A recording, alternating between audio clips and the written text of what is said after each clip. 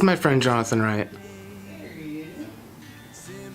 Anyone that has a chance to meet John knows that he's a kind, loving person. He loves to spend time with his friends and family, and most of all, play guitar and sing.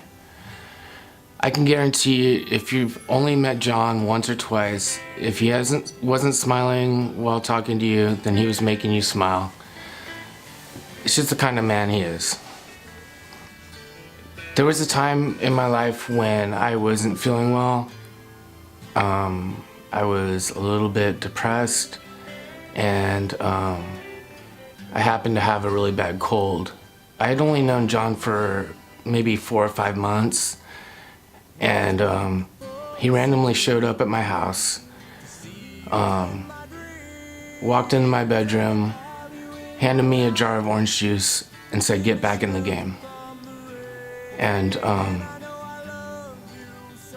a couple months ago, I recalled that story to him. He's like, "I don't even remember that." And that kind of goes to show how John doesn't count his acts of kindness.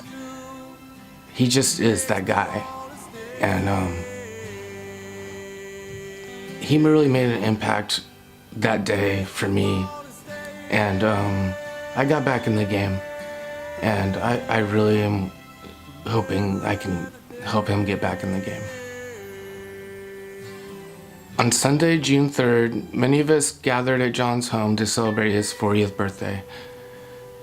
It was John in rare form, mingling with family and friends, taking the stage to play some songs, and embracing being a kid by having a 25-foot water slide for everyone to use.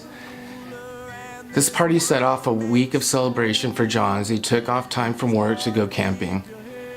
This would also be the last time many of us would get to see him.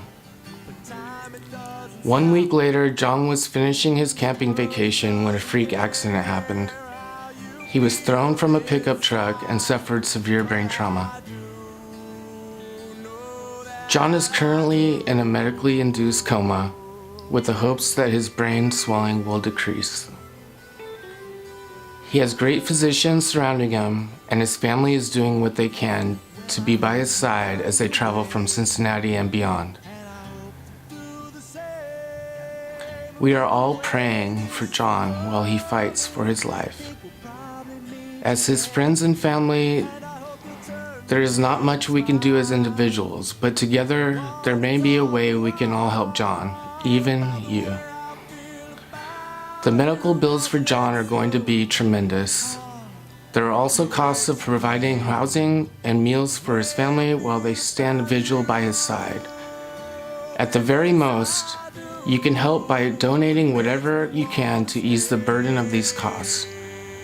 But for those who cannot afford to donate, we only ask to keep John in your thoughts and pass this message on.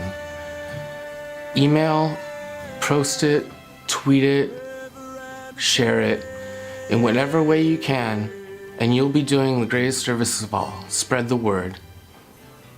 Thank you for taking the time to watch and listen. And it's our hopes that soon John will be able to thank you himself. God bless.